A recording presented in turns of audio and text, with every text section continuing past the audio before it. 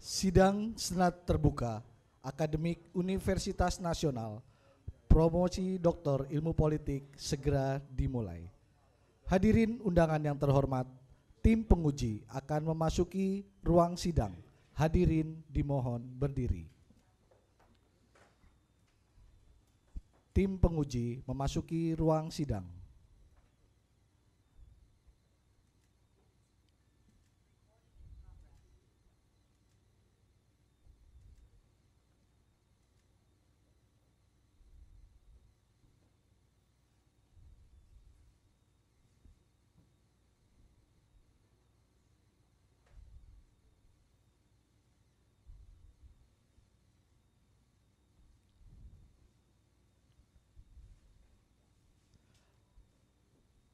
Hadirin dipersilahkan duduk kembali.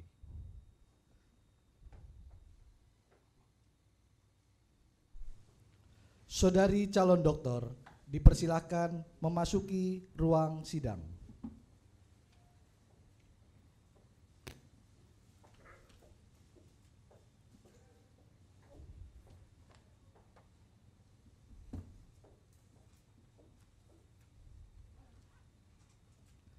Ujian untuk memperoleh gelar doktor pada program studi ilmu politik atas nama Saudari Amidah Hana dimulai. Baik, Assalamualaikum warahmatullahi wabarakatuh. Atas nama Rektor selaku Ketua Senat Universitas Nasional, sidang Senat Akademik dalam rangka ujian terbuka promosi doktor hari ini saya nyatakan dibuka. Bismillahirrahmanirrahim.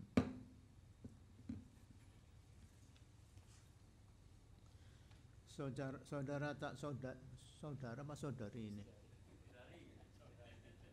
Katanya bukan baku saudari itu. Baiklah. Saudari calon doktor, sidang terbuka promosi doktor Universitas Nasional yang saat ini berlangsung akan menguji saudari berdasarkan disertasi yang telah saudari siapkan dengan judul Persepsi Masyarakat Mengenai Perkembangan Demokrasi Semasa Pemerintahan Presiden Susilo Bambang Yudhoyono dan Joko Widodo di Indonesia, ya di Indonesia tentunya. Selanjutnya dengan ini saya mempersilakan Profesor Dr. Maswadi Rauf MA selaku promotor untuk memulai acara ujian.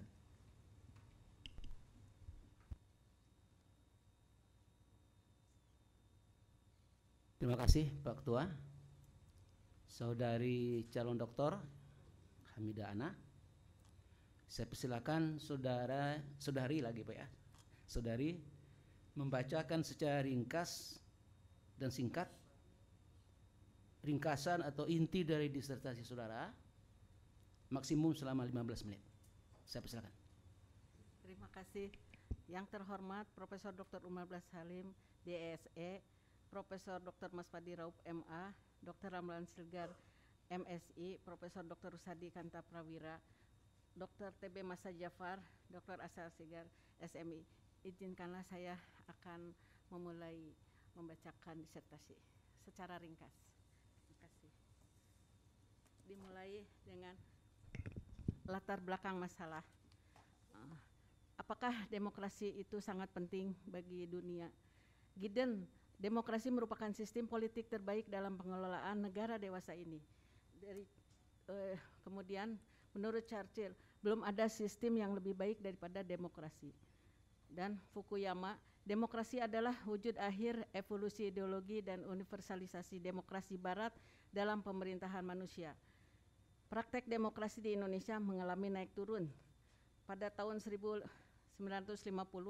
demokrasi parlementer, kemudian demokrasi terpimpin, kemudian demokrasi Pancasila, Orde Baru yang otoriter, dan sampai sekarang demokrasi Pancasila, reformasi.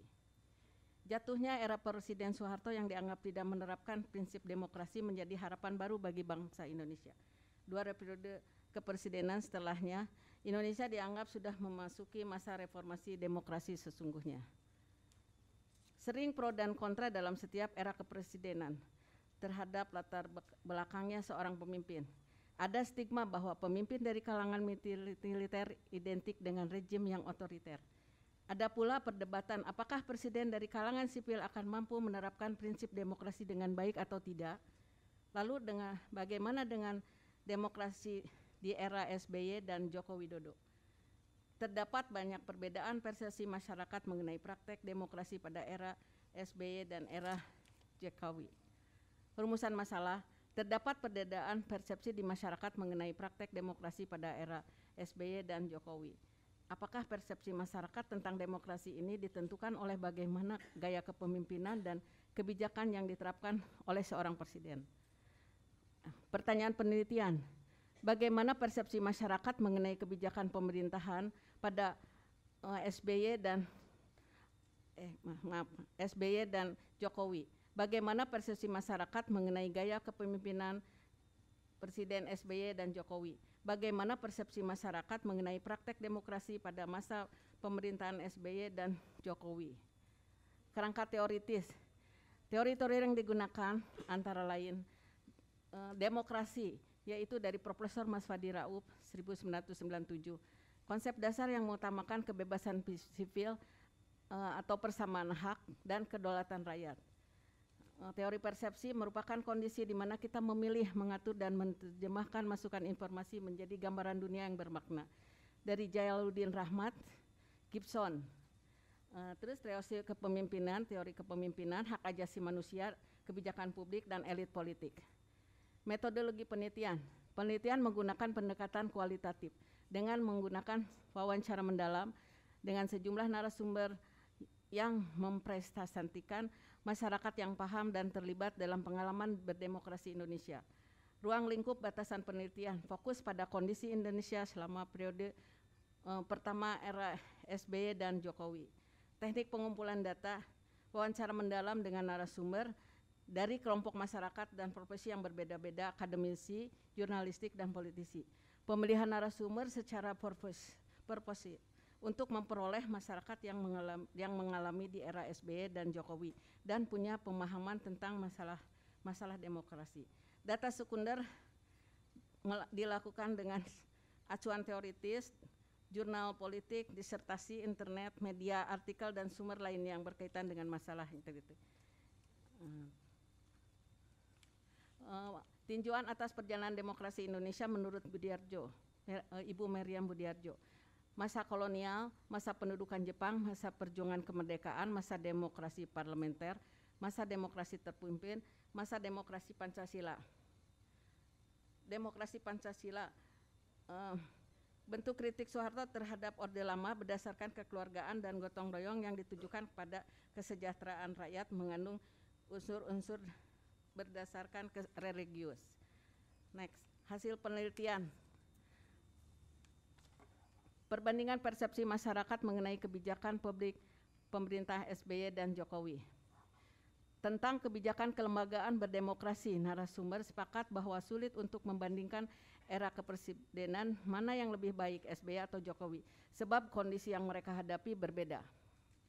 Kebijakan substantif di bidang penyediaan lapangan kerja sebagai bagian dari hak asasi manusia pada kedua era presidenan lalu menjadi masalah yang serius. Menurut narasumber, kesempatan lapangan pekerja jadi problematis pada setiap kepemimpinan kepresidenan. Kebijakan substantif penegakan HAM dari sisi kesejahteraan sosial. Menurut narasumber, walaupun pemerintah SBY dan Jokowi sama-sama menerapkan kebijakan bantuan sosial kepada masyarakat, terdapat perbedaan dalam cara penyediaan. Pada SBY orientasi pemberian bantuan atau yang dikenal BLT. Dan sementara pada era Jokowi lebih dominan sebagai reaksi pada bencana. Faktor kebijakan substantif penegakan HAM dari sisi penyelesaian kasus HAM di kedua era kepresidenan dapat dikatakan masih ada hambatan. Masyarakat melihat ada banyak kasus yang belum terselesaikan. Perbandingan persepsi masyarakat mengenai gaya pemimpinan Susilo Bambang Yudhoyono dan Joko Widodo. Dilihat dari positif dan negatifnya cara kedua presiden dalam bertindak, SBY dengan hati-hati dalam bersikap membutuhkan waktu yang lebih lama untuk sebuah solusi. Sementara Jokowi yang cepat karena bersifat pragmatis dapat membuat kebijakan yang lebih cepat dan terkadang tidak populer, walaupun akhirnya memberikan dampak multiplier effect dalam bidang ekonomi. Next. Perbandingan persepsi masyarakat mengenai praktek demokrasi di era SBY dan Jokowi. Partisipasi dan peran partai. Fungsi kontrol dari partai oposisi yang kurang kuat pada Jokowi dibanding yang terjadi pada SBY ini diyakini oleh beberapa masyarakat sebagai suatu hal yang dapat merugikan nilai-nilai demokrasi. Letak perbedaan terletak pada SBY yang mempunyai partai sehingga dia bisa menggerakkan partainya, sementara Jokowi tidak memiliki partai, yang kemudian dipopulirkan oleh Ketua Umum DP Megawati Soekarno sebagai petugas partai. Next. Representasi masyarakat mengenai praktek demokrasi. Perbandingan persepsi terhadap praktek demokrasi dari sisi peran birokrasi. Walaupun penilaian secara umum tidak ditemukan perbedaan berarti pada pelaksanaan birokrasi pemerintah di kedua era, masyarakat melihat era Jokowi memiliki nilai pelaksanaan birokrasi yang lebih baik jika dibandingkan dengan era SBY. Sudut pandang yang digunakan adalah dari keterbukaan pelayanan, kecepatan proses dalam birokrasi, dan sistem pelayanan yang membuat pelayanan yang lebih cepat. Next. Persepsi masyarakat mengenai praktek demokrasi. Perbandingan persepsi terhadap praktek demokrasi dari sisi kebebasan sipil dan politik. Penerapan kebebasan sipil dan politis juga masih berkaitan dengan sudut pandang gaya kepemimpinan SBY dan Jokowi. Kebebasan SBY dapat dikatakan sebagai pemimpin yang bersikap hati-hati dalam mengambil tindakan, sehingga dirasa adanya nilai yang lebih terkait kebebasan sipil pada SBY. Terlebih adanya kemampuan SBY memberikan ruang bagi pihak yang melakukan kritik dibanding era Jokowi yang sering melibatkan aparat. Next. Persepsi masyarakat mengenai praktek demokrasi. Perbandingan persepsi terhadap praktek demokrasi dari sisi kebebasan berpendapat. Narasumber melihat unsur kebebasan berpendapat pada era SBY dan Jokowi sulit untuk dibandingkan karena faktor lingkungan yang sangat berbeda, khususnya perkembangan media sosial. Apabila dilihat dari dua sisi, bagaimana sikap Presiden dalam menghadapi kritik, sebagian masyarakat melihat adanya nilai yang lebih pada SBY dibanding Jokowi. Presiden SBY memberi ruang kebebasan berpendapat yang lebih terbuka sehingga dapat dinikmati masyarakat. Kebebasan pada era digital dengan perkembangan medsos membuat kebebasan semakin membaik, tapi juga membawa berbagai ancaman. Next. Kesimpulan dan implikasi teoritis. Persepsi masyarakat mengenai kebijakan pemerintah. Kebijakan publik pada kedua era kepresiden memiliki masalah yang sama dalam penyediaan lapangan kerja. Sulitnya penyediaan lapangan pekerjaan juga dihadapi oleh era kepresidenan lainnya di Indonesia. Masih lemahnya kebijakan pemerintah dalam menjaga kesejahteraan sosial bagi masyarakat, antara lain ditunjukkan oleh maraknya korupsi saat penyaluran bantuan sosial. Juga dalam kasus penyelenggaraan HAM, masyarakat belum melihat adanya perbedaan baik di kedua era tersebut. Persepsi masyarakat mengenai gaya kepemimpinan. Berdasarkan tanggapan-tanggapan masyarakat, peneliti menyimpulkan sikap SBY yang hati-hati dan lambat mengambil keputusan membuat masyarakat melihat SBY seorang pemimpin yang demokratis, tapi sekaligus sebagai sosok belakang militer yang ragu-ragu dalam bertindak. SBY berkesan berjarak dengan masyarakat, sementara Jokowi lebih demokratis karena adanya belusukan. Sebaliknya Jokowi terkesan lebih pragmatis dibanding SBY, khususnya menyangkut pembangunan ekonomi, tetapi sekaligus tegas. Kadang melibatkan aparat keamanan yang membawa kesan tidak demokratis. Masih besar upaya yang diperlukan untuk membawa demokrasi ke tingkat yang ideal. Gaya kepemimpinan ideal yang menjadi sosok demokrasi harus lepas dari sisi pencitraan yang hanya simbolik. Persepsi masyarakat mengenai praktek demokrasi. Kedua era presiden menghadapi kelembagaan partai yang masih lemah dan bergantung pada ketokohan. Masyarakat semakin kritis di era Jokowi karena semakin melek hukum. Berdasarkan tanggapan-tanggapan masyarakat, peneliti menyimpulkan peran partai dalam fungsi oposisi atau penyeimbang lebih dirasakan pada era SBY. Pada era Jokowi, oposisi kurang terasa, sehingga dinamika politik terbilang stabil tapi tidak dinamis. Kedua era tidak mendiskriminasikan kelompok tertentu, gerakan non-pemerintah tanpa tekanan kecuali perubahan undang-undang ormas pada era Jokowi. Kinerja birokrasi lebih baik di era Jokowi. Implikasi teoritis, teori kepemimpinan. Berdasarkan teori kepemimpinan dan elit politik, ada tidaknya unsur demokrasi pada seorang pemimpin juga mempresentasikan bagaimana praktek demokrasi dijalankan pada kedua negara. Menurut Toha 2013, hasil penelitian ini menguatkan bahwa bentuk gaya kepemimpinan berpengaruh pada persepsi warga atas dijalankannya demokrasi pada masing-masing era yang diteliti. Teori persepsi menguatkan teori persepsi yang didimensikan sebagai pengalaman mengenai objek atau peristiwa yang dialami oleh seseorang. Gibson 1983 dan Jalaluddin Rahmat 1990. Penelitian ini menunjukkan ada pengaruh antara gaya kepemimpinan, kebijakan publik dengan persepsi masyarakat tentang praktek demokrasi di kedua era kepresidenan. Pengalaman yang berbeda SBY dan Jokowi bersifat positif maupun negatif. Teori demokrasi. Penelitian ini mencatat berbagai aspirasi masyarakat yang menguatkan signifikansi dari konsep-konsep dasar kebebasan, persamaan dan kedaulatan rakyat dalam mendefinisikan demokrasi. Profesor Masfadi Rauf 1997. Dari sisi kedaulatan rakyat terekam pula ketidakpuasan di kalangan masyarakat mengenai kurangnya partisipasi publik dalam perumusan dan peraturan undang-undangan, terutama Undang-Undang Cipta Kerja nomor 11 tahun 2020, menguatkan kriteria demokrasi yang ditekankan oleh DAL 1982, partisipasi masyarakat yang efektif, kontrol terhadap agenda pencakupan. Konsep poliarki yang dikenalkan Robert Adal juga pemerintah, yaitu di mana pemerintahan kekuasaan diantaranya sejumlah pihak yang terbentuk yang paling mendekati demokrasi ideal, cocok untuk menilai perimbangan kekuatan di antara para pelaku, khususnya peran eksekutif, legislatif, dan yudikatif, pembagian kewenangan pusat dan daerah, serta peluang lembaga non-pemerintah dan kebebasan berekspresi. Next. Implikasi teoritis. Dasar teori dari Dahl, Idi, dan Sorensen sebagai kerangka penilaian dapat kita katakan handal semua. Menggunakan kerangka ini, penelitian berhasil mengungkap aspirasi masyarakat tentang aspek-aspek demokrasi, kebebasan politis dan sipil, hak-hak termasuk HAM, kompetisi, serta partisipasi politik. Sekian, terima kasih.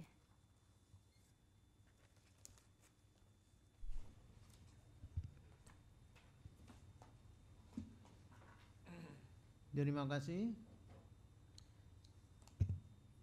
Saya persilahkan kesempatan pertama, penguji pertama, yaitu yang terhormat Profesor Dr. Rusadi Kantaprawira untuk mengemukakan pertanyaan atau sanggahan.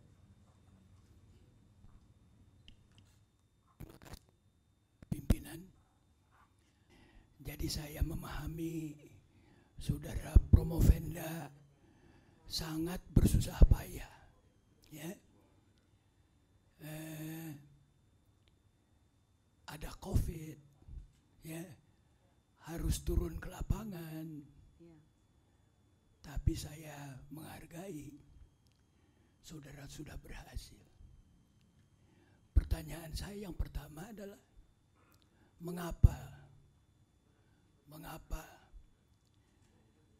saudara hanya melakukan interview kepada 6 orang informan, sedangkan untuk bisa menarik kesimpulan yang sangat besar, gitu kan ya, diperlukan adanya rupa-rupa pendapat supaya nanti di akhirnya saudara bisa menarik kesimpulan dari variasi tadi.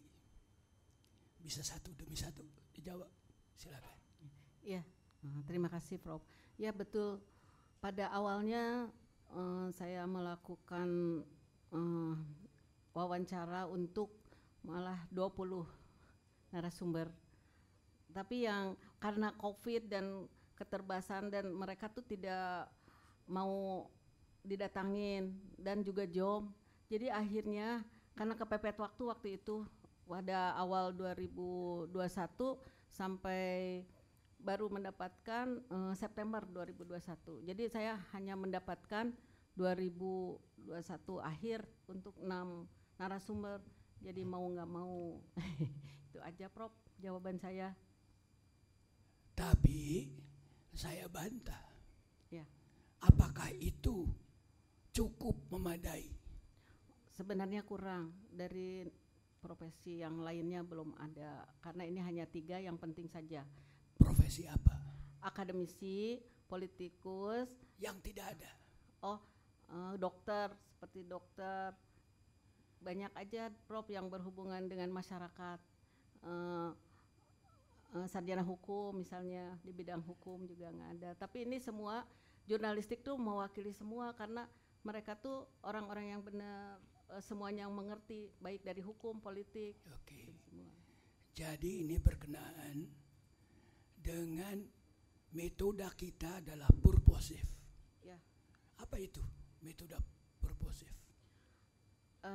Emang betul saya melakukan penelitian dengan metode kualitatif dan pemilihan narasumber yang secara posesif. Secara posesif itu dilakukan sesuai kebutuhan, yaitu dengan syarat-syarat mengetahui dan mengalami periode kepemimpinan SBY maupun kepemimpinan Jokowi. Itu dari faktor eksternalnya. Terus kalau dari faktor internal, mempunyai wawasan yang cukup luas dan akurat tentang dunia politik di Indonesia. Itu faktor internal, dan latar belakang yang cukup bervariasi untuk memberikan pandangan dari sudut yang berbeda-beda. Maksudnya individu. Ya, Oke. itu aja. Makasih. Ya. Jadi kalau begitu, seorang ilmuwan nanti sampai kepada satu kesimpulan bahwa penelitian ini banyak kekurangannya. Sepakat?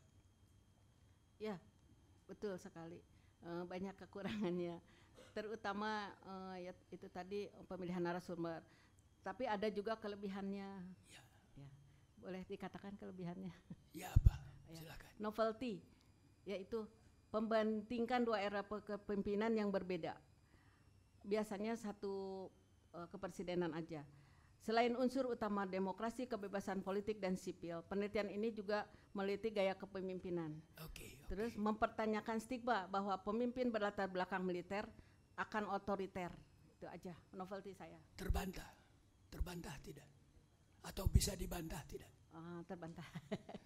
Bisa kan? Bisa dibantah. Ya. Kekurangannya saudara membandingkan antara SBY yang sudah genap 10 tahun Ya.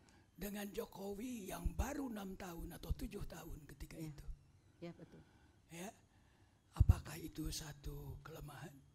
Ya, betul. Ini tidak sepenuhnya apple to apple, karena di awal penelitian saya dibatasi yang tadi saya katakan di periode masing-masing SBY dan Jokowi. Tapi karena narasumbernya tetap terpengaruh oleh pengalaman di periode 2 SBY dan juga sebagian di periode Jokowi, jadi jawabannya tidak bisa dilakan.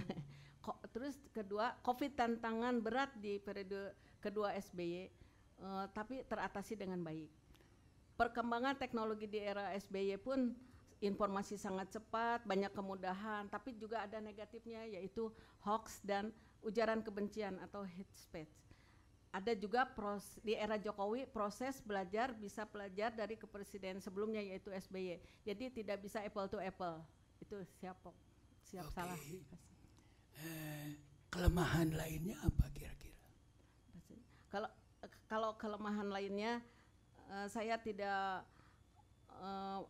melakukan survei untuk kepada yang orang yang terdekat Jokowi dan JKW itu. Kenapa hal itu tidak bisa dilakukan? Sudah saya coba, tapi mereka karena COVID ya, itu alasannya yang pertama, jadi tidak bisa ketemu atau malah ke yang terdekat juga tetap tidak bisa. Kalau saya tidak salah, 2 dua pemimpin ini punya idiosinkrasi, Ya, ya. ya. Kira-kira apa yang Ibu bisa lakukan, ya, Ya. pengamatan tentang idiosinkrasi ini? Idiosinkrasi itu adalah keunikan dari masing-masing pemimpin. Kalau SBY dia punya sifat lemah lembut, terus tidak cepat ngambil keputusan, lambat, dan dia karena seorang militer sudah terfokus untuk ini. Jadi dia sebenarnya harusnya tegas ya, tapi di SBY itu tidak ada faktor itu. Tapi lain di era Jokowi pragmatis, cepat ngambil keputusan, dan dia dekat dengan rakyat, sementara SBY kebalikannya. Nah, terus dari situ Jokowi dikatakan orang sebagai seorang yang sedikit mengalami karena pragmatis, karena cepat-cepat itu jadi tidak sempat untuk mengambil, kalau kebijakan itu tidak melibatkan masyarakat banyak, sementara di SBY masyarakat dilibatkan gitu. Oke. Sekarang kalau diperluas informannya, apakah kesimpulan itu akan sama? Oh tidak, tentu saja tidak. Tidak ya? Ya. Ya. Ya. Jadi nomor satu, Ibu harus mengatakan saya purposif. Ya. Jadi ditentukan oleh purpose saya, Ya. tujuan saya. Tidak mungkin mengetahui ini kalau informannya orang-orang biasa. Tidak akan keluar jawabannya. Ya, betul. Jadi itu sebetulnya kekuatan dari riset Ibu, walaupun hanya 6 orang, gitu kan ya, tapi semuanya bernas, begitu ya. Jadi harus begitu. Oh ya, siap, Ya, Prof. jadi saudara jangan mengalah. Udah sebentar lagi doktor, gitu kan ya. Ya. Harus punya standpoint, ya. Ya, Oke. ya, siap. Ada yang mau ditanyakan kepada saya? Ya, begitu kan? Adil kan? Ya, siap, Prof. Adil kan? Ya, Tidak ada? Oke. Kalau begitu Makasih. masih ada. Cukup Pak. Nanti saya sambung kalau perlu. Terima kasih Pak Ketua. Ya. Terima kasih Ibu. Makasih, Prof. Baik, penguji berikutnya adalah kandidat Profesor Dr. Asran Jalal MSI. Kami persilakan untuk mengemukakan pertanyaan atau sanggahannya.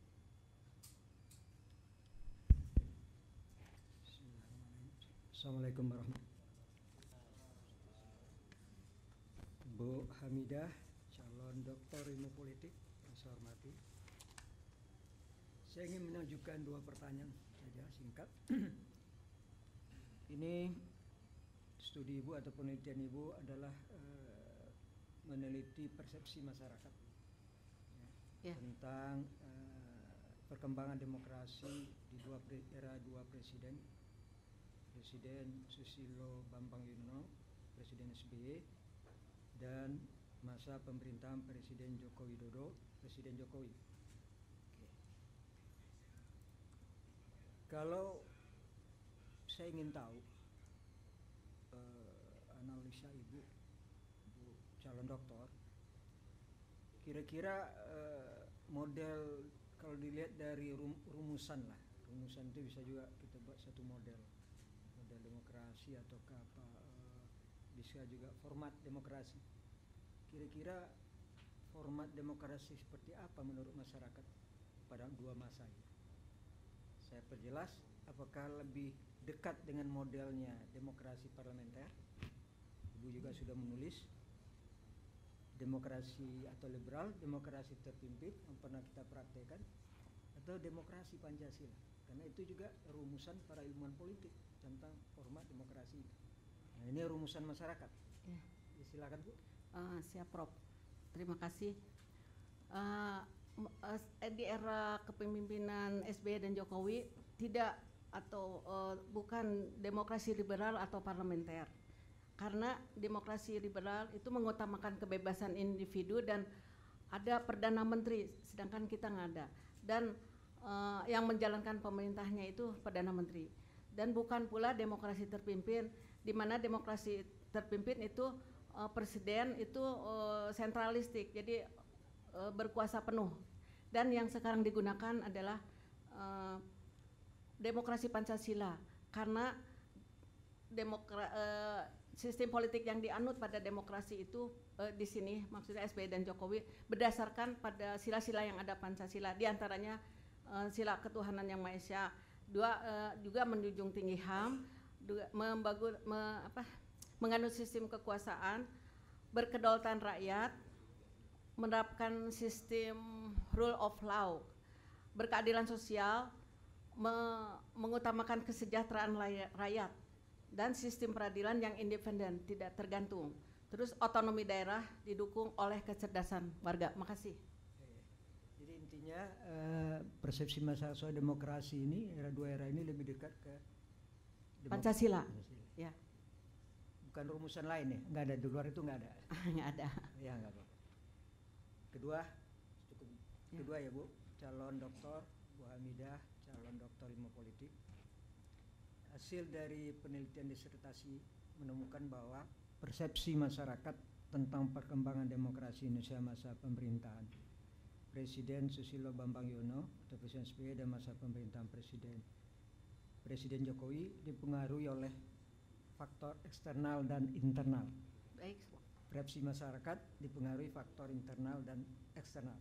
Yes. Misalnya pertanyaannya satu, apa yang dimaksud dengan faktor internal itu? Internal saja ya? Ya, Oh, ya. internal aja. Baik, sebagai dikatakan oleh Jalaluddin Rahmat, persepsi diartikan sebagai pengalaman tentang objek, peristiwa, dan hubungan-hubungan yang diperoleh dengan menyimpulkan informasi dan menafsirkan pesan. Nah, teori Gibson juga mengatakan persepsi dipengaruhi oleh internal dan eksternal yang berkaitan dengan demokrasi kan, tentunya. Faktor internal ini faktor-faktor dari dalam individu, dari dalam diri individu, seperti wawasan tentang dunia politik dan seperti politisi dan jurnalis politik.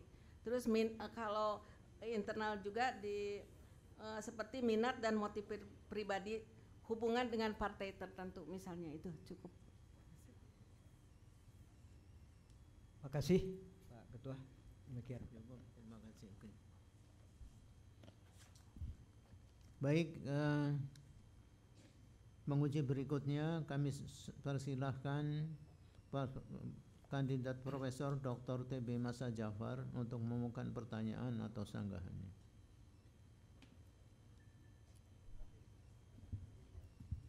Terima kasih pimpinan sidang. Assalamualaikum warahmatullahi wabarakatuh. Waalaikumsalam. Pertama-tama saya mengucapkan selamat Bu Hamidah dengan banyak tantangan ya, tidak mudah. Jadi adalah kerja keras yang saya sangat apresiasi.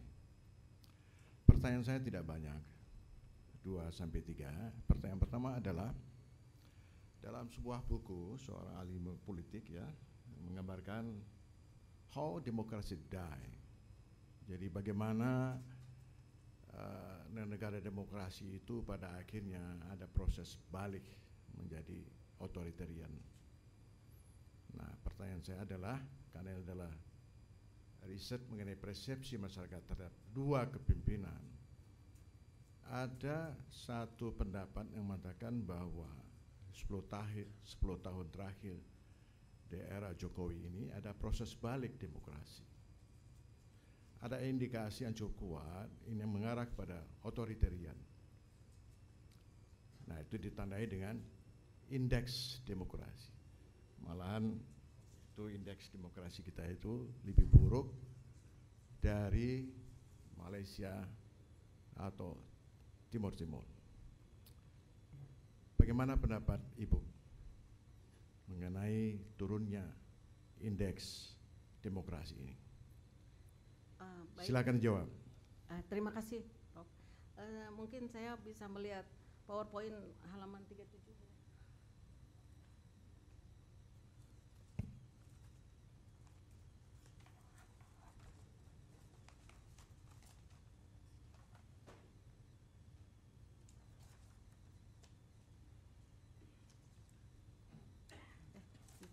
Ini maksudnya indeks demokrasi, aduh maaf.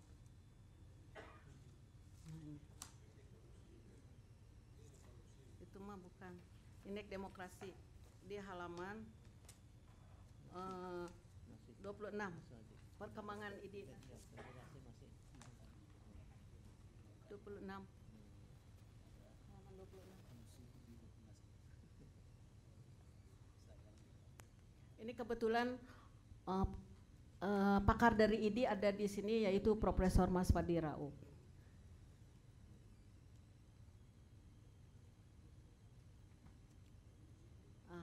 Jadi ID yang ini nih. Cepat. Udah Ibu langsung aja Langsung dijawab aja. ya. Perkembangan ID nasional bisa dari 2009 sampai 2020. ID itu adalah indikator komposit yang menunjukkan tingkat perkembangan demokrasi di Indonesia. Ya, terima kasih. Jadi di sini pengukurannya dari SBY sampai 2020. ID itu baru ada di tahun 2009. Dan pakarnya itu Profesor Mas Fadi Rauf. Nah, ID itu skornya atau nilainya dari 0 sampai 100 itu yang dimana 100 dianggap baik dan 0 dianggap buruk.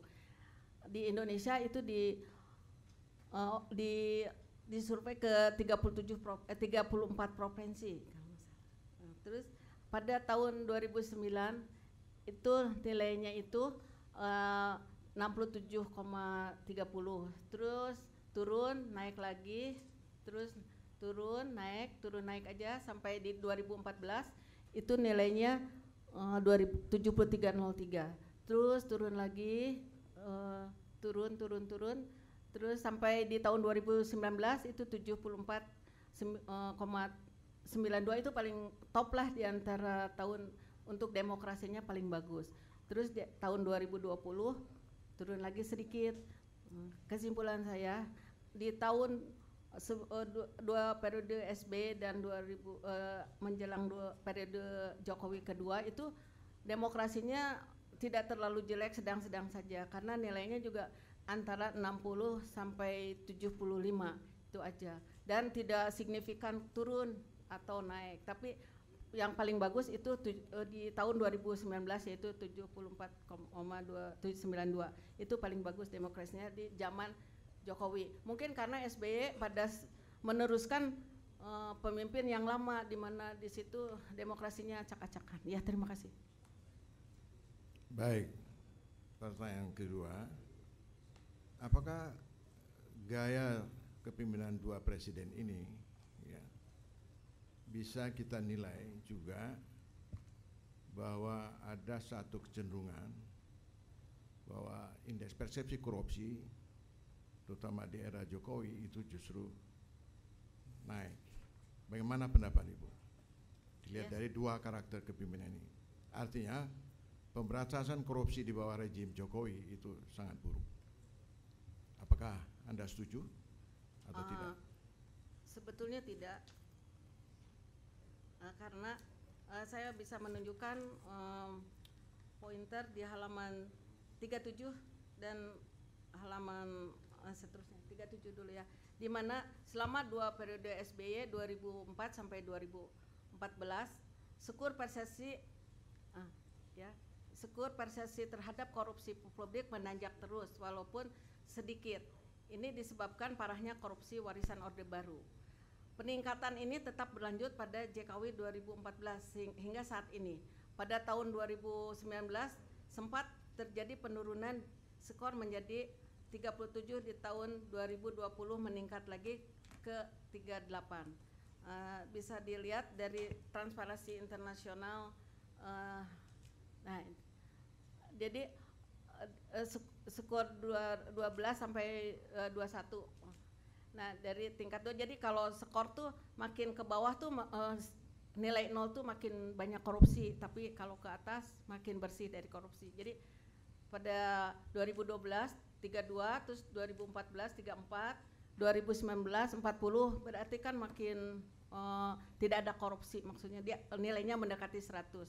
Terus kemudian 37 dan di akhir 2021 38 itu masih ada korupsi. Jadi skornya tuh belum Ya boleh dikatakan masih banyak korupsi lah, tapi nggak separah di Sudan gitu. Kalau bisa dibandingkan, bisa dilihat di yang ini, yang halaman, yang benua.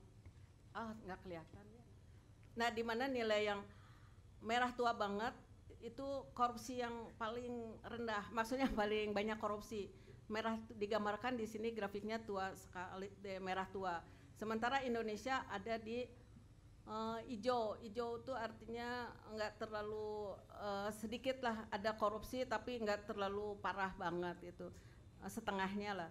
Dan yang kuning itu seperti di Kanada, Amerika dan Australia itu bagus, mendekati korupsinya hampir ada sih, tapi nggak terlalu bagus banget. Jadi tapi bagus di antara benua-benua yang lain itu yang warna kuning yang paling bagus.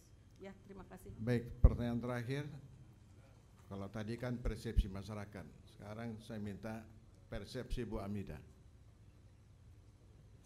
Sebagian berpendapat, ya saya kira juga para ahli teoritis demokrasi itu akan berkembang jika ada oposisi.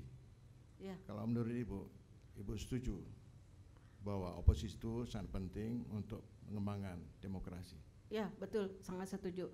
Karena di teori poliarki dari Dahl tahun 1971 itu menyatakan kalau ada poliarki itu mendekati demokrasi ideal. Demokrasi ideal itu antara legislatif, yudikatif, dan eksekutif itu seimbang. Nah, sekarang di episode Jokowi ke-1 dan ke-2 oposisinya tuh kurang tampak. Sementara di SBY itu sangat tampak. Jadi itu sekian, terima kasih.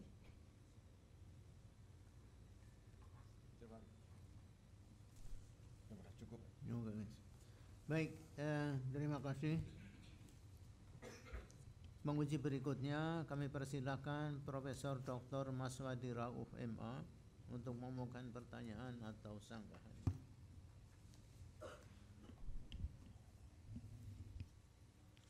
Terima kasih Pak Ketua. Tadi sudah banyak Ibu calon doktor pertanyaan-pertanyaan yang diajukan ya.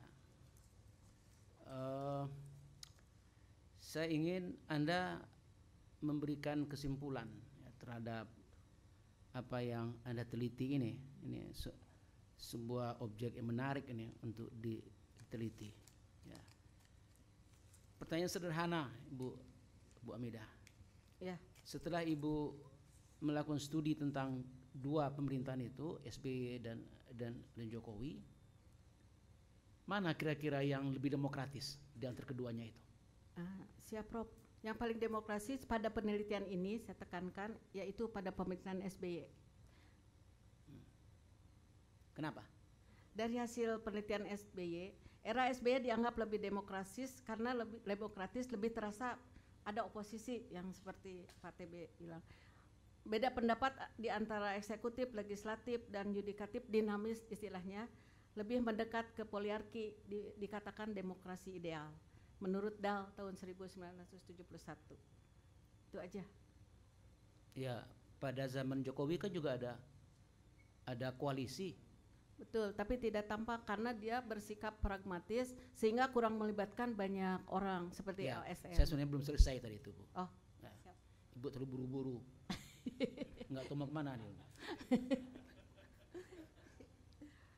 Jadi biasanya itu Bu, itu setiap promovendus itu sebelum jawab itu yang terhormat Profesor Dr. Rusadi Kanta Perwira, biasa begitu ya, nggak usah buru-buru. Ngapain buru-buru ya. Jadi kalau Ibu tenang, buru-buru itu akan lebih baik. Iya, siap Ya. Prof. Jadi dengarkan dulu pertanyaan baik-baik, lalu kemudian baru ya. Nah, tata krama dalam ujian ini mungkin disampaikan tapi belum didengarkan betul itu ya. Itulah menyebutkan nama si penanya dulu. Iya. Ya. Seperti tadi tuh. Yang terhormat Profesor Dr. Rusadi Kanta Perwira. Kalau dulu malah ditambah yang amat terpelajar. Ya. Tapi kemudian diolok-oloki orang itu ya. Ya, siap Yang Prof. amat terpelajar, yang amat tidak terpelajaran itu ya. jadi kemudian dibuang gitu ya. Tapi tetap masih ada itu ya. Ya.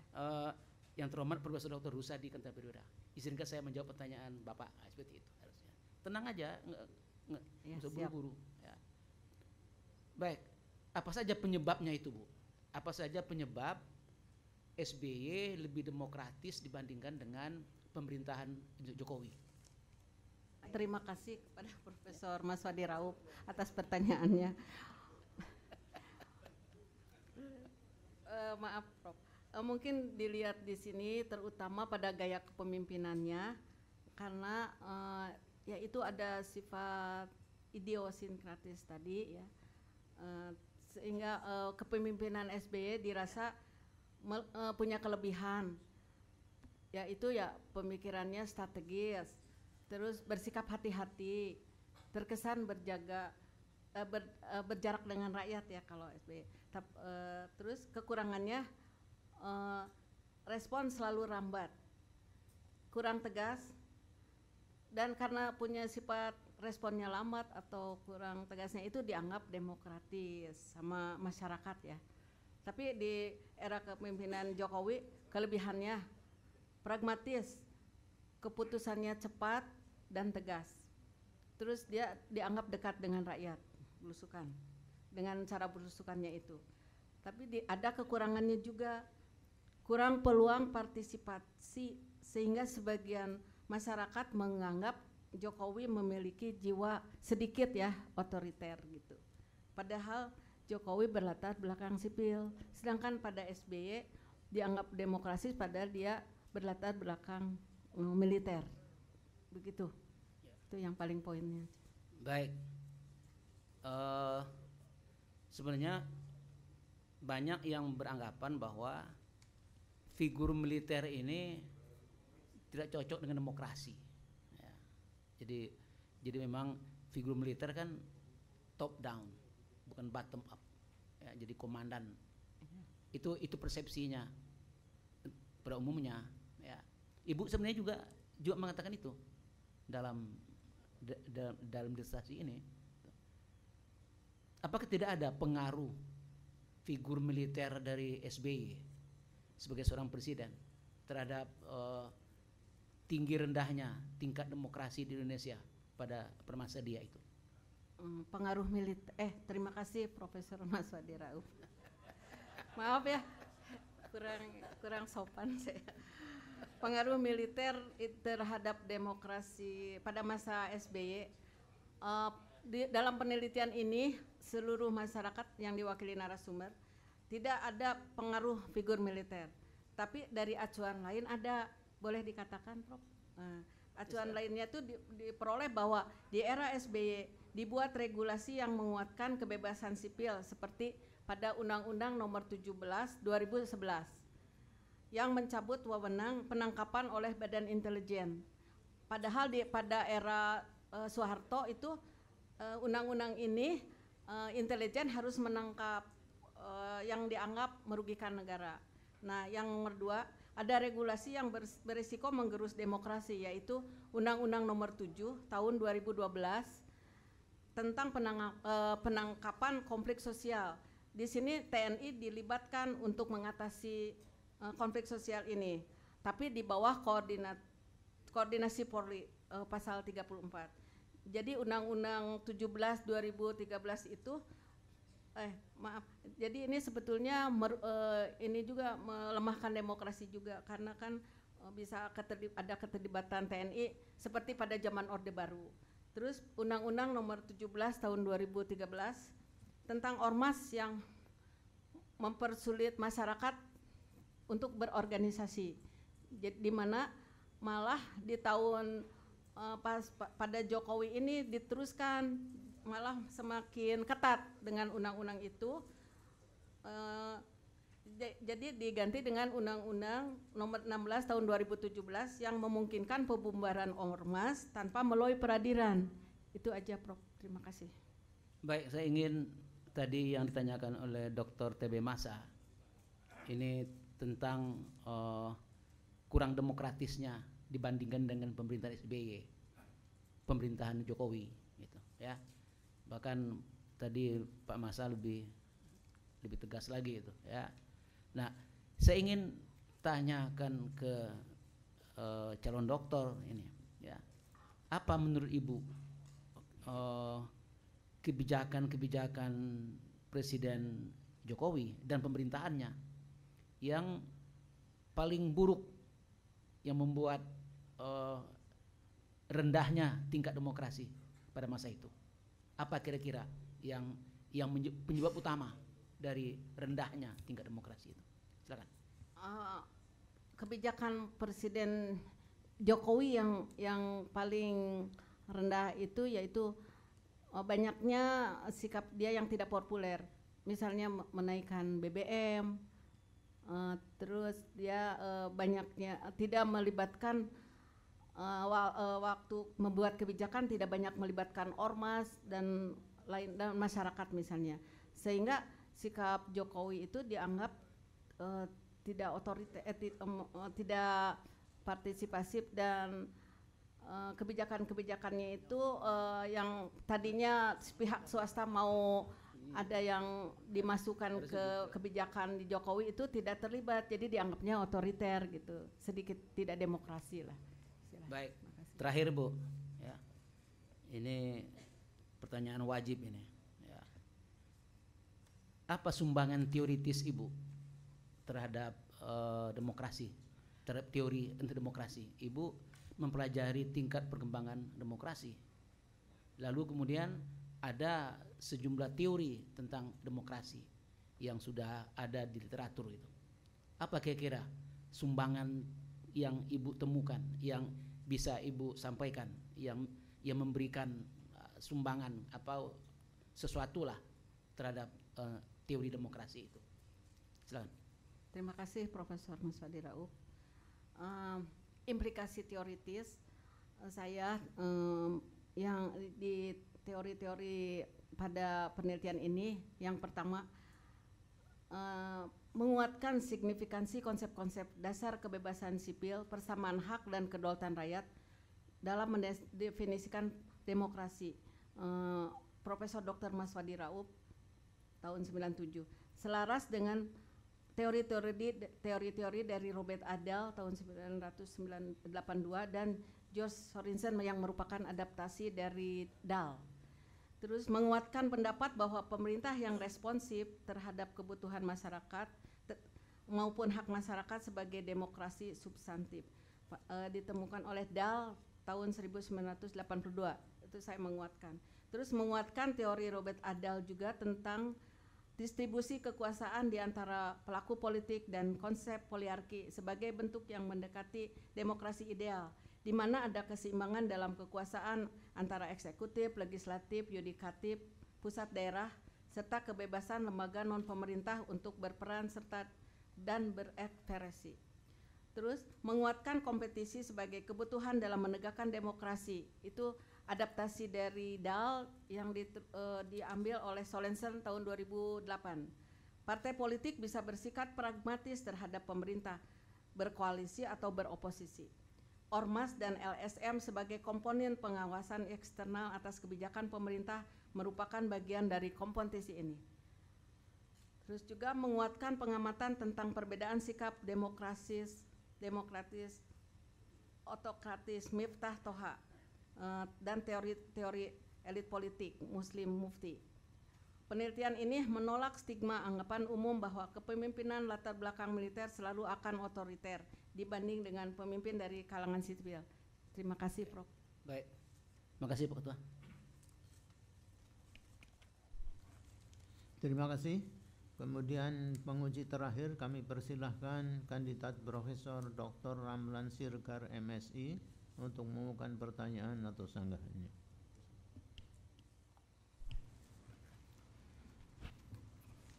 Terima kasih Bapak Ketua.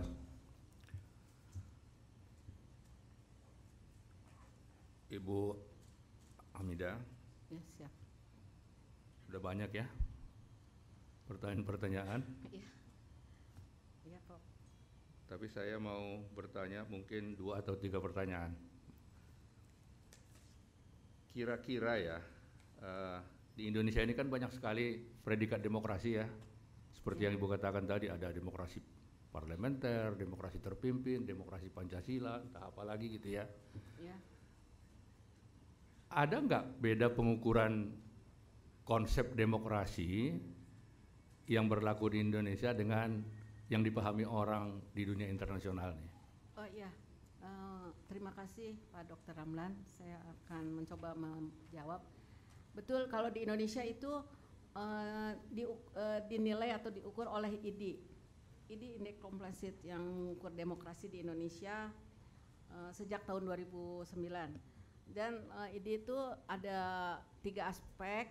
Dia ngambil 3 aspek, yaitu kebebasan sipil, hak-hak politik, dan kelembagaan demokrasi. Terus 11 variabel dan 28 indikator. Nah, metodenya itu mungkin yang cara membedakannya.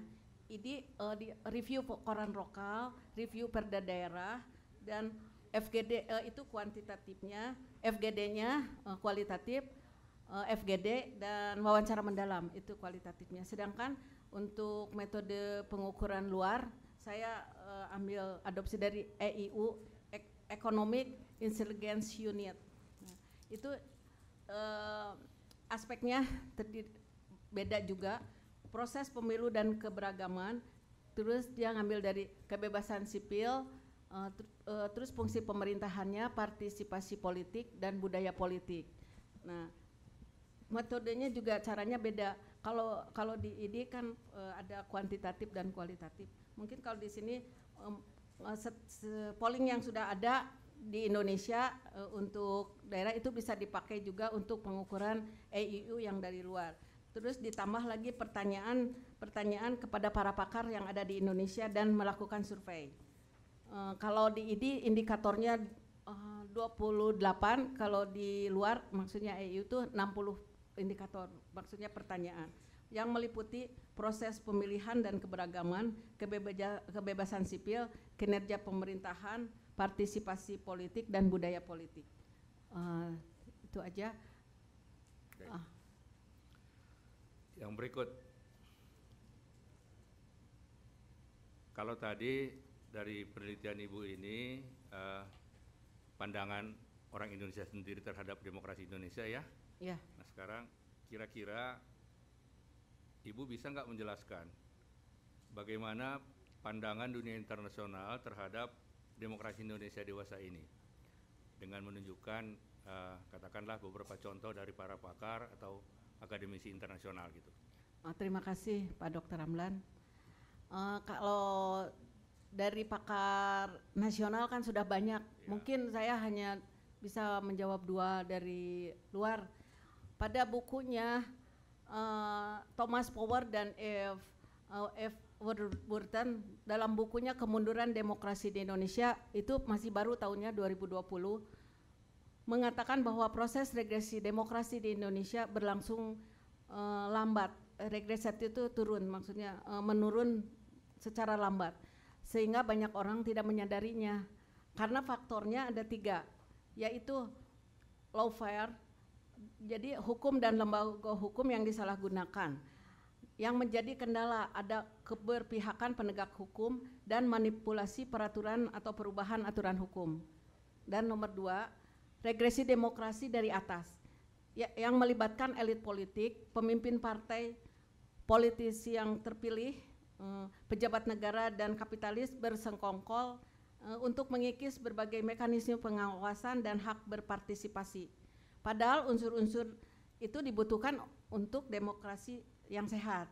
Nah, yang ketiga, demokrasi regresi dari bawah, yang melibatkan masyarakat sipil, yaitu ormas dan LSM dalam atau luar negeri, NGO, yang semula membela demokrasi pada zaman SBY, gencar mengadakan demokrasi, tapi pada akhir 2010 itu tidak tampak mereka, tidak lagi gencar melanjutkan peran tersebut.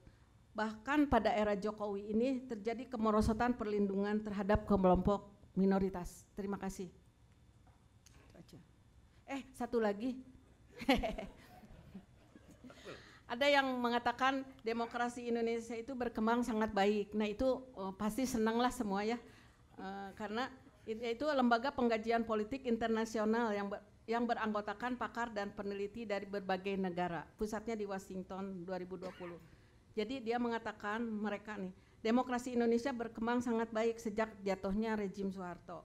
Dengan adanya pluralisme politik dan media, itu betul, serta transfer kekuasaan antara partai-partai. Masih ada tantangan korupsi tapinya yang sistemik, diskriminasi, kelerasan terhadap kelompok minoritas, ketegangan separatis di Papua, dan politisasi penerapan undang-undang penodaan agama. Terima kasih. Itu. Menurut Ibu setuju perkembangan demokrasi Indonesia ini makin baik atau seperti yang pertama tadi, stagnan aja? Sebenarnya makin baik, tapi emang ada kekurangan-kekurangan, apalagi mau mengalami pemilu, itu banyak sekali yang melemahkan demokrasi. Tapi pada dasarnya semakin turun naiknya sedikit, tapi naiknya pada tahun 2019 itu kan bagus, 74,09. Terus turun lagi sedikit, tapi jangan khawatir, insya Allah presiden yang akan datang itu bagus. Oke, yang terakhir. Ya, siap. Menurut Ibu, kira-kira kalau di Indonesia ini bisa nggak diterapkan demokrasi liberal? Tidak bisa, Pak. Kenapa? Ya, Alasannya terima kasih apa? Prof. Ramlan. Itu tidak bisa. Karena di demokrasi liberal itu tidak cocok. Di samping mendukung individunya masing-masing, terus memisahkan urusan agama dan kehidupan bernegara, yaitu sekuler. Dan keputusan ditentukan oleh kesepakatan individu sebagai warga negaranya. Dan di Indonesia itu kan banyak masyarakat yang muslim, sampai 90% lebih. Jadi tidak bisa menggunakan demokrasi liberal. Ya, itu aja. Kenapa kalau muslim rupanya? Kenapa, Pak? Kenapa rupanya kalau muslim nggak bisa demokrasi liberal? Ya karena di liberal tuh Perdana Menterinya yang berkuasa, bukan kepala negara. Kepala negara hanya simbol aja, yang menjalankan pemerintah itu Perdana Menterinya. Ya, makasih. Terima kasih. Demikian Pak Ketua. Waktu habis, ujian telah selesai. Baik, ujian telah berakhir. Izinkan kami mengadakan sidang tertutup untuk melakukan penilaian, dan sidang saya tunda untuk beberapa saat. Tim penguji promosi Doktor Universitas Nasional meninggalkan ruang sidang terbuka menuju ruang sidang tertutup. Hadirin dimohon berdiri.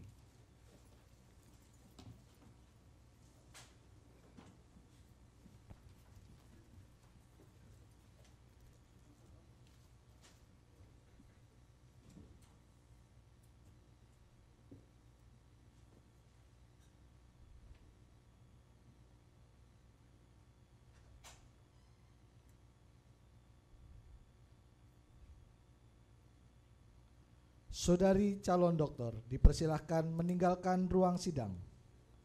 Hadirin dipersilahkan duduk kembali. Mohon berkenan untuk menunggu sejenak sementara tim penguji melakukan penilaian.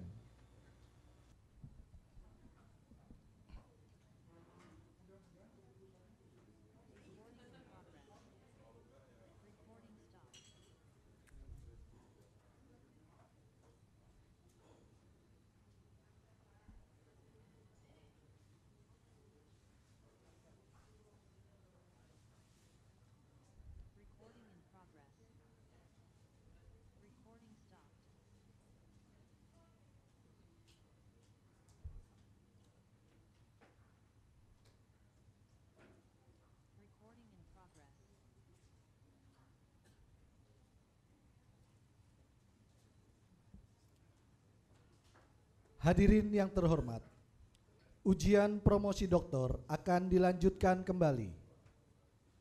Tim penguji memasuki ruang sidang. Hadirin dimohon berdiri.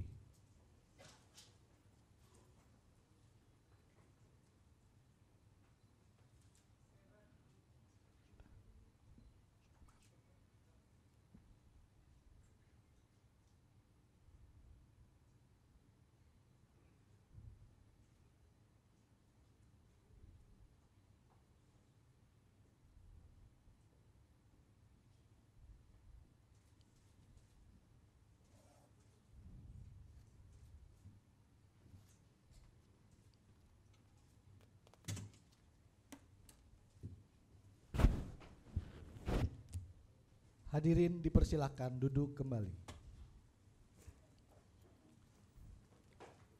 Saudari calon doktor dipersilahkan memasuki ruangan sidang.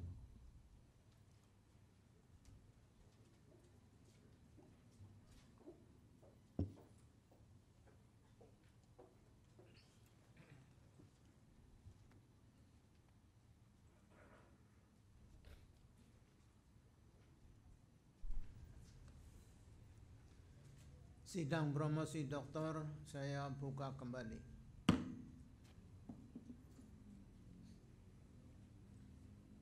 Calon doktor Saudari Amidah Hana, kami telah mempelajari disertasi yang saudari ajukan kepada kami, serta memperhatikan pula pembelaan saudari atas pertanyaan-pertanyaan dan sanggahan para penguji. Promotor yang diketuai Profesor Dr. Maswadi Rauf MA telah menyampaikan keterangan mengenai pengembangan keahlian saudari, dan Ketua Program Studi Doktor Ilmu Politik Sekolah Pascasarjana Universitas Nasional telah melaporkan hasil ujian proposal riset, ujian hasil riset, dan ujian prapromosi saudari. Berdasarkan semua itu, tim penguji Universitas Nasional memutuskan untuk mengangkat saudari menjadi doktor dalam program studi ilmu politik dengan yudisium sangat memuaskan.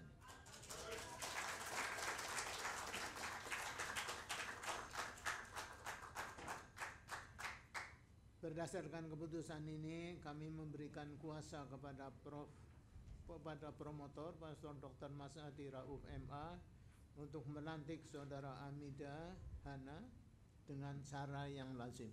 Upacara pelantikan.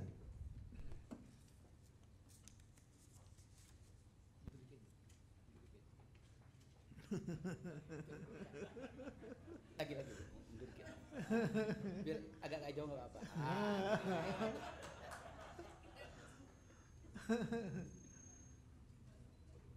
Baik, terima kasih Pak Ketua. Dengan rasa gembira saya menerima tugas yang diserahkan oleh Ketua Sidang kepada saya. Berdasarkan peraturan perundang-undangan yang berlaku dan sesuai dengan keputusan Sidang Akademik Universitas Nasional, saya menyatakan Amidah Hana lahir pada tanggal 4 September 1956 di Cimahi, menjadi doktor dalam ilmu politik, sehingga saudari memperoleh semua hak dan kehormatan yang dicakup oleh gelar itu sesuai adat kebiasaan yang berlaku.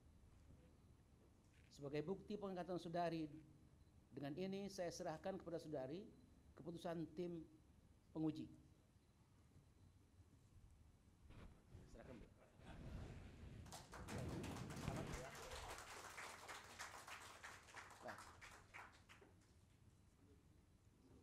Sebentar dulu, Bu.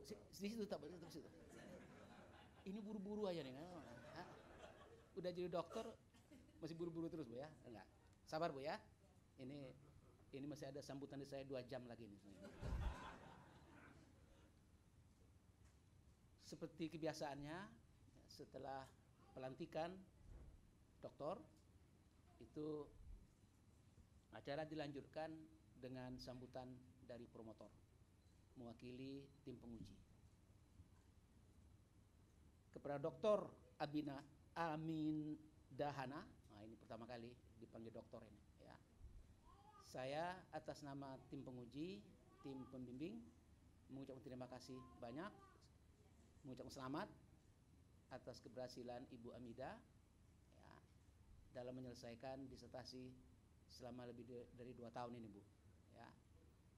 Ini tadi dikatakan oleh Prof. Rusadi, ini adalah pekerjaan berat, ya, pekerjaan amat berat, ya. Dan Ibu bisa atasi itu, ya, dengan baik. Gitu. Kalau nggak baik, nggak bisa di sini, Bu. Ya. Jadi itu kesepakatan kami menguji bahwa ya lumayan lah, gitu, ya, sehingga Ibu ini layak diuji dalam sidang terbuka. Ini Ibu Amidah. Dr. Amidah ini memang seorang ibu yang penuh semangat, Ini ada banyak calon dokter sini. Ya. Ya. Tadi Pak Ramlan bilang, ya, ini nenek aja bisa jadi dokter. Apalagi yang belum nenek. Ya. Itu tadi saya ulangi Pak Ramlan, malu dong katanya. Pak Ramlan apa Pak Masa itu? Malu dong ya. Ibu Amidah. Nah, apa sebenarnya modal yang dimiliki oleh Ibu Amidah? Kelihatannya yang utama adalah ketekunan. Ketekunan, maju terus pantang mundur. Ini ucapan Bung Karno ini, ya. Maju terus pantang mundur. Apapun kata pembimbing, maju terus. Ya. Enggak perlu disedihkan, ya. Jadi masukan pembimbing, aduh kok begini sih saya. Enggak, jangan. Ibu Amidah, belajar ke Ibu Amidah. Ya. Dia mengatasi itu dengan sepenuh, ya. Apalagi sudah punya cucu, ya, baru punya cucu. Ya. Jadi sedang menulis disertasi, cucu lahir. Pak, maaf Pak, saya sedang sibuk urus cucu. Ya, boleh dah, bilang. Ya. Silakan urus cucu. Nah, setelah itu baru urus ini. Mungkin cucunya sudah hampir setahun lebih, ya. Sudah setahun lebih. Ya. Nah, sehingga bisa. Ya. Jadi saya pikir yang bisa diteladani dari Ibu Amidah adalah ketekunan beliau, kerajinan beliau, ya, mempelajari ilmu politik itu. Padahal S1-nya teknik, ya, sehingga kami memang harus bekerja keras untuk menyesuaikan itu dengan kondisi dan ilmu politik. Ya. Saya atas nama tim pembimbing mengucapkan terima kasih banyak kepada Profesor Dr. Rusadi Kantaprowi. Ini beliau ada di sini, beliau. Ya. Terima kasih banyak Prof yang sudah ikut membimbing. Ya, kita ajak untuk menguji, lalu Prof Rusadi diganggu terus-terusan oleh Ibu Amidah karena memang Pak Rusadi juga punya tanggung jawab selaku pembimbing, selaku penguji, itu mempunyai tanggung jawab terhadap disertasi Ibu Amidah ini. Jadi sekali lagi kami mengucapkan terima kasih banyak atas keseriusan Prof Rusadi sehingga disertasi ini bisa kita selesaikan. Juga kepada Dr. Ramlan, ya, Siregar itu sebagai pembimbing kedua, co-promotor, itu juga sudah bekerja keras, ya, sehingga bisa pada akhirnya, ya, naskah ini bisa disetujui. Ya. Kepada keluarga, ya, kepada anak, suami, cucu-cucu, ya, besan juga ada. Ya, saya ucapkan selamat atas keberhasilan Ibu Amidah ini. Enggak tahu nanti digunakan untuk apa Bapak Ibu. Ya. Itu terserah, ya. Terserah. Mau jadi apa, menjadi dosen, ya, menjadi pengamat politik di luar, bertambah lagi pengamat politik kita, silakan. Ya. Tapi Ibu Amidah sudah berhasil menyelesaikan itu dan ini adalah sebuah kebanggaan bagi keluarga, ya. Dalam usia sebegitu itu bisa menyelesaikan tugas berat ini dengan baik. Sekali lagi saya ucapkan selamat Ibu Amidah.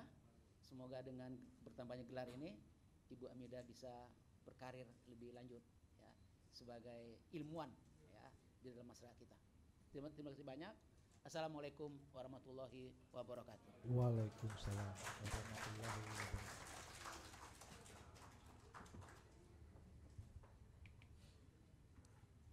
Saudari Dr. Amidah Hana, saya selaku Ketua Sidang dan atas nama tim penguji menyampaikan ucapan selamat atas gelar doktor yang telah saudari peroleh.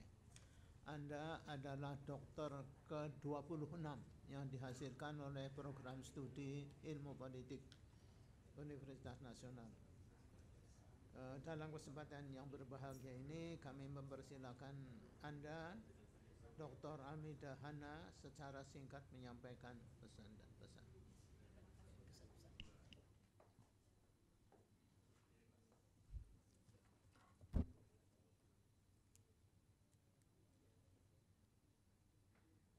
Bismillahirrahmanirrahim. Assalamualaikum warahmatullahi wabarakatuh. Waalaikumsalam warahmatullahi Terima kasih yang tak terhingga kami sampaikan kepada Profesor Dr. Mas Fadi Raub MA selaku promotor Profesor Ramlan Sirgen MSc selaku kopromotor, Profesor Dr. Rusadi Kanta Prawira MI selaku penguji ahli, dan Profesor Dr. Umar Barsalim DS pemimpin sidang, dan kepada Bapak TB Masa Jafar dan Dr. Aslan Jalal.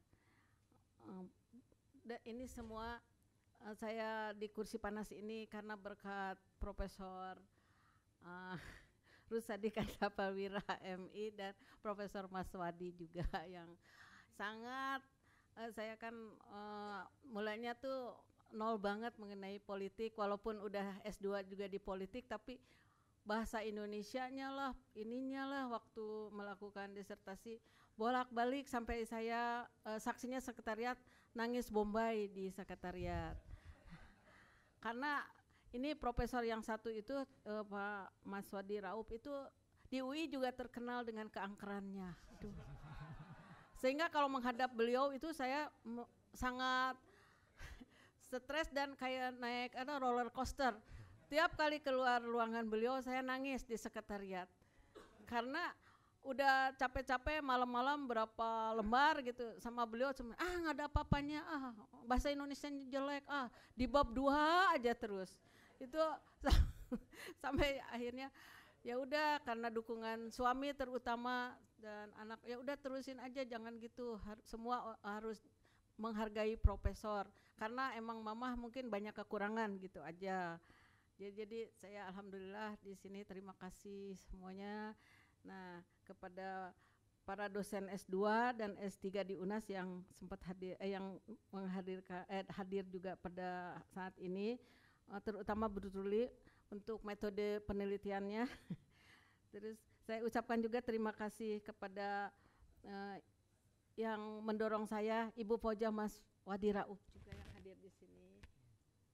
Kepada serta saya sebutkan juga untuk keluarga dulu, mungkin suami saya tercinta ini yang selalu mengertikan saya. Jadi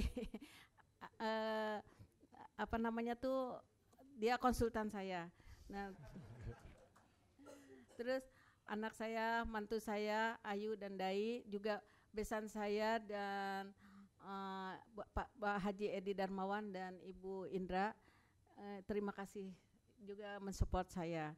Dan sebetulnya disertasi ini dipersembahkan untuk cucu saya, Audrey Pidanara Sudarmo, yang sangat itu merupakan motivasi dari saya. Mana sekarang? Itu paling lucu di dunia.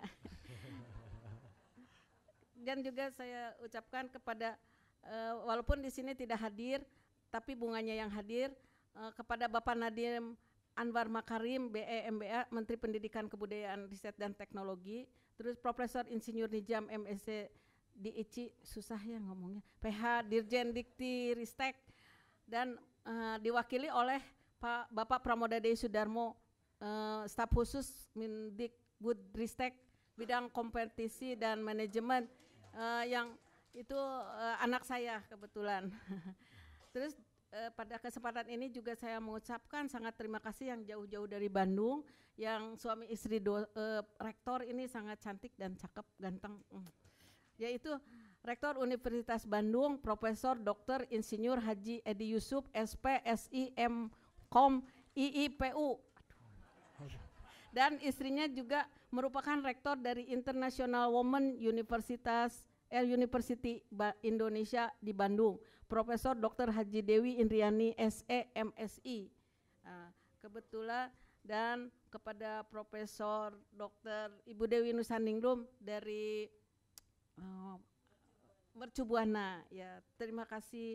Terus jauh-jauh juga kepada teman-teman saya di Fajari,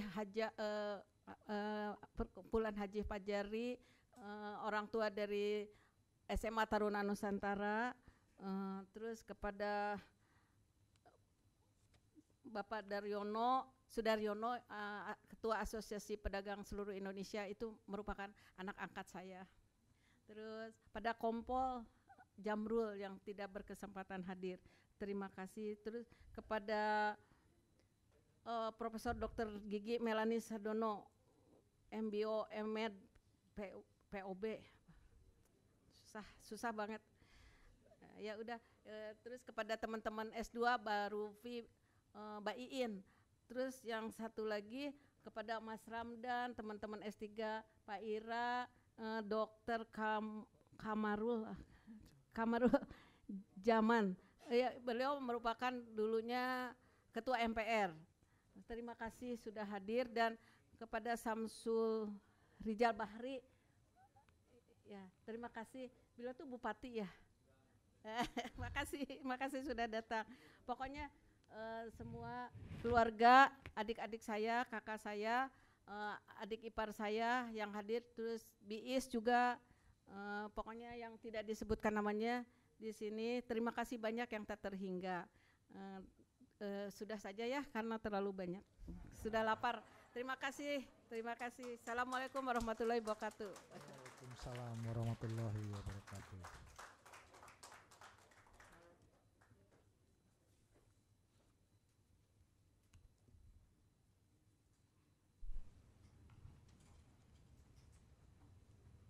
Baik, sebelum kami menutup sidang ujian terbuka ini, ada beberapa informasi yang ingin kami sampaikan, tapi yang terpenting satu saja, yaitu bahwa Universitas Nasional telah memperoleh perpanjangan akreditasi A, ya, yang ini berlaku sampai 5 tahun yang akan datang. Saya kira itu, dan terima kasih atas semuanya, kepada para tamu undangan lah seluruhnya. Ada tokoh-tokoh di sebelah sana juga, teman-teman kita di sana. Terima kasih banyak. Ini yang dari DPR dulu menggebu-gebu itu Pak, itu waktu ujian. Ya. Oke, baik, terima kasih. Ujian selesai dan saya nyatakan ditutup. Alhamdulillahirabbil alamin.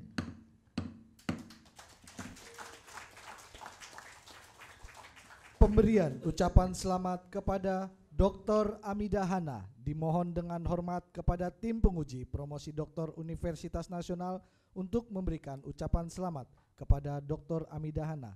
Dilanjutkan dengan sesi foto bersama.